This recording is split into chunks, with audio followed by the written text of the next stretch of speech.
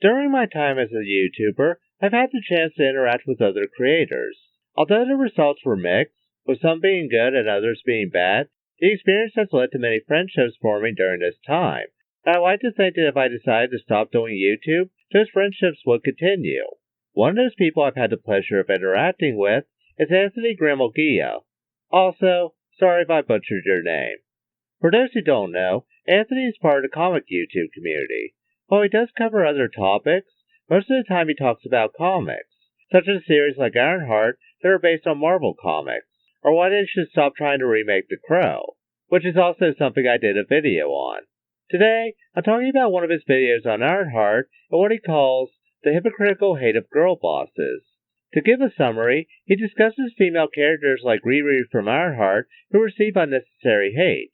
One of the other characters he talked about in that video is Korra from the Legend of Korra, who I'm not a fan of. While Anthony does bring up some great arguments in his video, such as the hypocrisy of hating Korra but liking someone like Vegeta or Asuka, which is something I'll come back to later, I have my reasons for hating Korra while also liking characters like Asuka and Vegeta. So what are those reasons? Well, that's what I plan on discussing today, as well as why it's essential to have discourse in any fandom. Before that, I want to make something clear. This video is just me adding my 2 cents to the conversation Anthony started with his video on the topic. I am not in any way saying he's dumb or doesn't know what he's talking about. I enjoyed that video, and again, I do consider him a friend, and we also agree on many things, like Nami from One Piece being a great character. I don't know why she isn't in his video, but I thought that was worth noting. Also, to anyone just assuming I dislike Korra because she's a woman, ask yourself one thing. If that were true, why would I create a book titled Roxy Kitsune and the Desert Vixens, which follows a female lead inspired by girls like Asuka from Evangelion, and her adventures through a desert wasteland as she takes on monsters and a rogue army? And then why would I put it on Amazon for anyone to buy and read said story? That does not make sense. I agree, it doesn't. Seriously, this is just me having some fun with this video. Anthony's never accused me of something like that, nor has anyone else. I just thought I'd promote my book while I was at it. I mean, if you're proud of your creations, don't be afraid to share them. Anyways, that's enough joking around. Let's start by talking about who Korra is. The Legend of Korra is the sequel series to Avatar: The Last Airbender, where, shocker, we followed a new avatar named Korra. We see that Korra is a lot different from Aang. For starters, she's 17 at the start, while Aang was 12 years old. Her personality is also quite different, as she is more cocky, whereas Aang was more timid. Let me put it this way. While Aang was unsure he could defeat Osai, Korra would have no problem showing up and fighting him. I want to clarify that I don't hate Korra because she's cocky. I like a lot of cocky characters, and think it can present reasons for a character needing to grow. Also, I agree that Korra should be different from Aang. We saw past avatars in the series, and all of them had their own personality. Plus, if I wanted to watch the story follow someone like Aang, I'd watch the original series. Again, my problem isn't that Korra is cocky. My problem is that she seems to be too gifted. Anthony even points out that in the first 2 seasons, Korra's cockiness seemed to work in her favor. This comes after 2 seasons where her overconfidence and skills are reflective of her true power, and the show rewards her for being the way she is. She's not only cocky, but she can back it up. The issue with having a character like Korra be so gifted and strong from the start is that you're wondering what the point of following this journey is. Part of watching a hero's journey is to see them grow during it. Although they may be skilled and strong at the start, their journey reveals they're not as strong as they need to be, and they need to work on being stronger. Take Luffy, for example. At the start of One Piece, the series doesn't hide that Luffy is strong and can take on most threats that come his way. However, the series also makes it clear early on that he couldn't beat certain people on his own. For example, in his fight with Buggy, who uses his powers to split his limbs so Luffy can't hit him, Buggy is defeated because Nami captures his torso and limbs and ties him up. Again, why was Nami not mentioned in Anthony's video?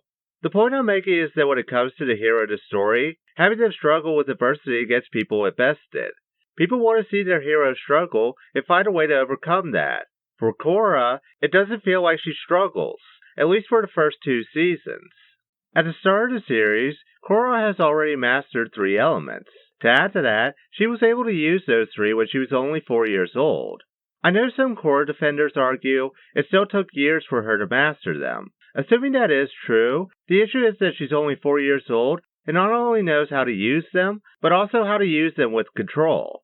When we see her using the 3 elements, she's showing control and restraint over them. In Shady Durek's video covering this, he went into the amount of suspending your disbelief that a 4-year-old would be able to accomplish this.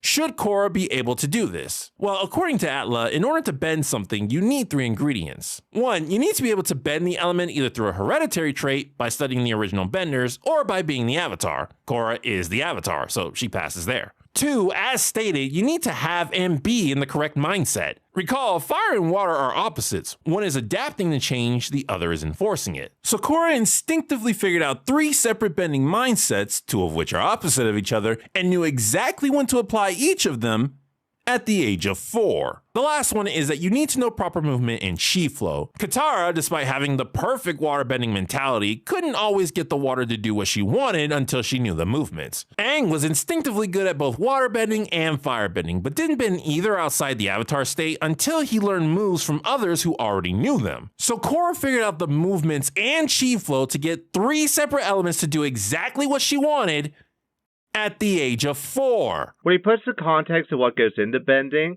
and that each element has its own form, it does seem unrealistic, even if Korra is a prodigy. For the sake of argument though, let's assume Korra is just a prodigy so great that she could do that. In that case, Korra's predecessor Aang was also a prodigy. In AK Review's response to Mr. Enter, he responded to his complaint about Korra being too powerful. It was established time and again that it takes not just special talent, but it takes a lot of time and effort for the Avatar to master all of the elements. And Korra learns all of them while still in diapers. Now, first of all, that's not exactly true. Another instance of what I believe is Enter not really showing that he paid attention while watching Atla, as 2 episodes in Book 1, The Waterbending Scroll and The Deserter, both show the prospect of Aang being extremely talented and being able to pick things up very quickly, while not being necessarily too powerful. Actually, 3 episodes now that I think about it. I mean, remember this line from Siege of the North Part 1? Raw talent alone is not enough. I can handle a child. I have never seen such raw power. Well, I agree that's a good counter. It misses the point that Aang still faced adversity, which strangely enough was because of his cockiness during his first time bending fire. In The Deserter, Aang meets Zhong, the first person to desert the Fire Nation and survive. He wants him to teach him firebending because he most likely will never have a chance like this again, especially since Aang's eventual master was still hunting him down at the time. Zhong eventually agrees, but it's clear Aang is being impatient and wants to learn things faster, leading to Zhong telling him about his former pupil. But fire is a horrible burden to bear. Its nature is to consume, and without control it destroys everything around it. Shortly after, we get to see why self-control is so important. Zhong gives Aang an exercise to focus on stopping a flame from burning a leaf, which leads to Aang creating fire for the first time. And if you remember this episode, it led to this. Katara! While Aang does pick up on things fast, again, something we saw when he first started waterbending with Katara, that wasn't the issue with why Katara got burned. It was the cockiness of focusing solely on shooting flames, without considering the need for control to prevent something like this from happening. My point is that part of Aang's journey was seeing that his ego hurt one of his friends, and learning not to do this again.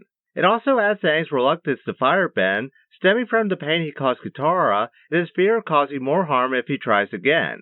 However, Korra doesn't go through that, as she's already able to use 3 elements at 4 years old, and as far as we could tell, never harms anyone by accident using them.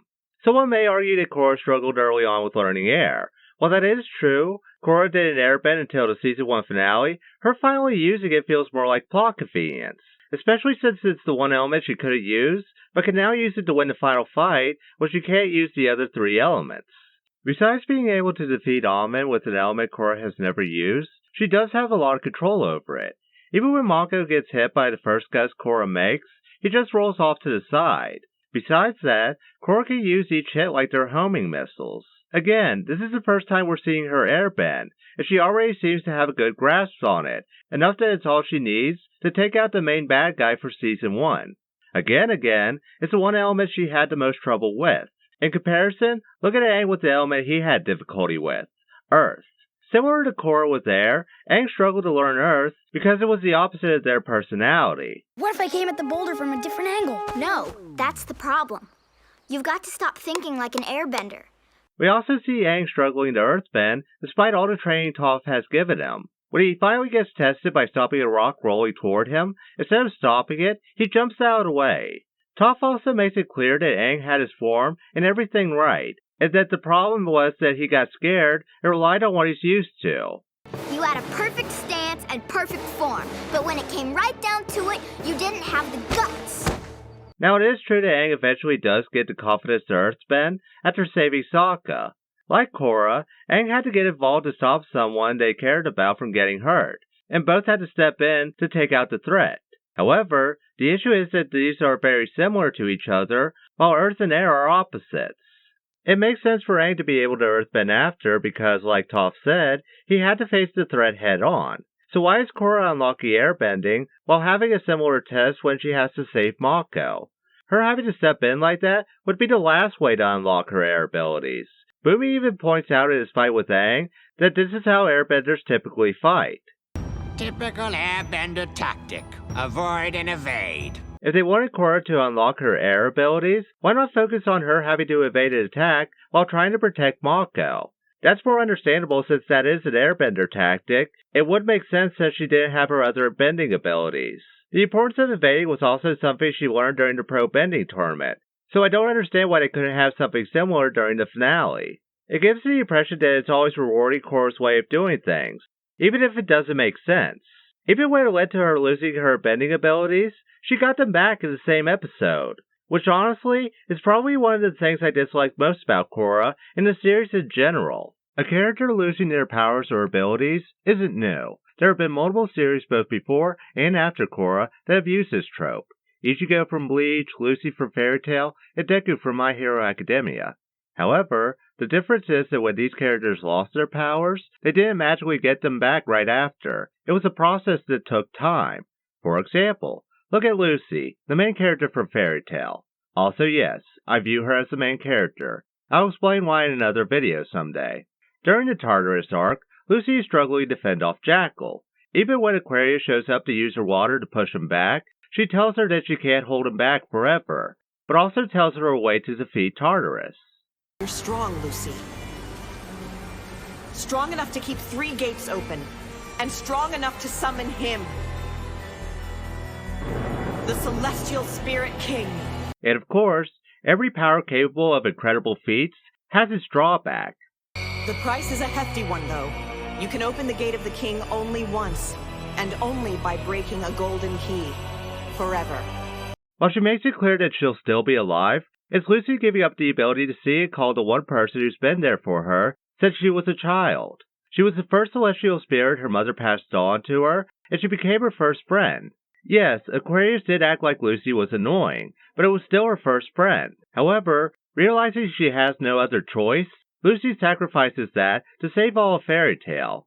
Not only does Lucy go through the pain of saying goodbye to the person closest to her, but she also knows that she needs to get stronger so this will never happen again. After the time skip, when she and Natsu go to bring Fairy Tail back, we see Lucy using a new power that's connected to her celestial spirits. She now has the power to tap into some of her spirit's magic to give herself a power boost. This ability enhances her physical capabilities, allowing her to fight more effectively without relying solely on her spirits to do most of the work. It also gives her some cool designs to go with the spirit, each with a unique look. While Lucy Aquarius was hard for Lucy, it served as her wake-up call, reminding her that if she doesn't want to go through this again, she needs to be stronger. Lucy had to work to get stronger and will continue to work to get Aquarius back. That's what makes her a great character. In comparison, the plot just lets Korra have things instead. After losing her bending abilities and being told Katara can't cure her, Korra runs off to be alone and cries about it. Something completely understandable. However, that's when we see Aang appear to tell Korra that, because she's at her lowest point, she has access to him and can restore her bending. To me, it just feels lazy. Again, Korra doesn't do anything. It's her being depressed about losing her abilities, and then Aang shows up to say, "Don't worry, I'll restore your abilities, no problem." She doesn't have to train to achieve this either. Aang gives it to her for being at her lowest point. There was no training to develop her spiritual side, which was something she struggled with, and no training to relearn the elements. It would have been nice to see Korra stuck with air as her only element for a while. It would have been a great cliffhanger to end the season on, and it would make sense that Korra would have to look spiritually for a cure instead if Katara's healing didn't work. I'm not saying you can't have Aang be the reason Korra gets her abilities back. I just think it would have meant more if Korra had to train to achieve that, rather than just getting it when Korra lost all hope. It's also crazy to me that the Legend of Korra didn't want to have a cliffhanger like that for Season 1, but Season 3 ends with Korra in a wheelchair after being poisoned with mercury, and she's still poisoned years later in Season 4. The episode Korra Alone also shows us how hard it was for her to recover after her fight with Zahir. One of the first things we see is that months later, Korra is still unable to walk, and eventually sees Katara to regain the use of her legs. However, Katara makes it clear that she's only helping guide Korra on her path to recovery. I can help guide your healing process, but whether you get better or not is up to you. Korra still has to put in the work to be able to walk again, and it's not just someone showing up to fix everything, like Aang did in Season 1. And even after regaining the use of her legs, her healing journey is nowhere near done.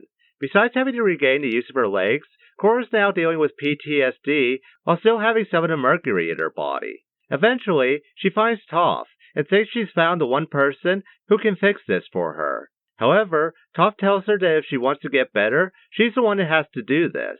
All right, I'm ready. I'm not bending it out of you. You gotta do this on your own. The Legend of Korra also makes it clear that this isn't Toph being hard on her. She tried to remove it, but every time, Korra immediately tenses up, making her unable to bend the mercury out. It's easy to plot to give a reason why Korra has to do this on her own, instead of just being a plot convenience, like when I brought up her airbending back in Season 1. Overall, I like this arc for Korra. It shows the struggles of recovery, highlighting it is not just about physical recovery, but also mentally. However, it also makes me hate the problems with the series more, because if you were able to tell these stories in the last season, you should have been able to tell them from the start. Instead, the series gave Korra whatever she needed, even if it didn't make sense. Korra knew how to bend 3 elements at 4 years old, despite the time and training that the series has established is needed to achieve bending. When she loses those 3, she's able to use air after unlocking it in a test that feels more like plot convenience. And when Korra can't get her bending back for Katara's healing, Aang just shows up and says he'll restore it automatically before the season wraps up.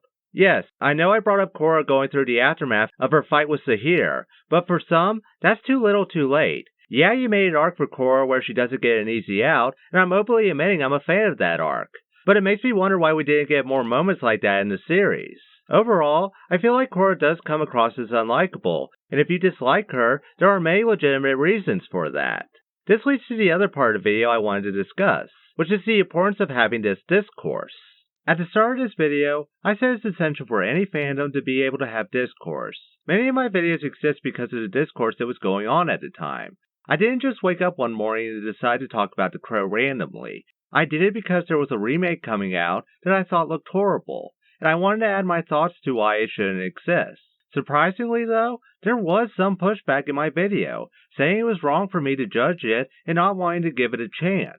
While I still stand by saying it's an insult because it drastically changed Eric and the plot, I didn't ignore any of the comments saying I was wrong. I openly continued the discussion on why I viewed it the way I did, even if they felt the need to insult my video. My point is I don't run from discussing any topic I'm interested in. If anything, it's the opposite. I created this video because I enjoyed Anthony's video and wanted to contribute to the discussion he initiated by covering one of the characters in his video. Also, this line near the end spoke to me about why it was worth making this video in the first place. Criticize anyone you want, any character you want, for whatever reason you want. But be honest with yourself. Why this bothers you. While I agree you should be allowed to dislike any character, regardless of what the majority of the fandom thinks, it's essential to also go into why you dislike said character. It's also important to welcome criticism instead of trying to discredit it immediately. I've always believed that the best way to grow is to challenge yourself, and one of the ways to do that is by having your views challenged. It's one thing to say you dislike Korra, for example, but it's another to explain why you dislike her.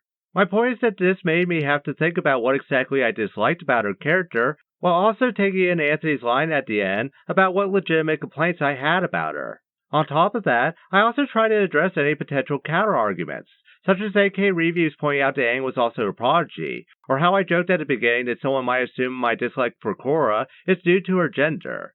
For AK reviews, I countered that Aang's story was more compelling because he faced adversity instead of just becoming a firebending expert early on. For the gender argument, I jokingly promoted my book, but also brought up Lucy from Fairy Tail, one of my favorite main characters in anime who happens to be a female. I also want to point out that I'm not being malicious with my criticism I make about Korra. Anyone is free to disagree with my thoughts on her or anything else in this video. Heck, for as much as I praise Anthony's video, I do have a few glaring problems with it that I think are worth addressing. One of my biggest problems is that he talks about how people like characters like Vegeta more, despite him also being prideful and powerful like Korra. However, I think it's unfair to compare the two, not because one is female and the other is male, but because Korra is the main character while Vegeta is the side character. Even when he uses it with Asuka, I still think that's unfair because she's also a side character in her series.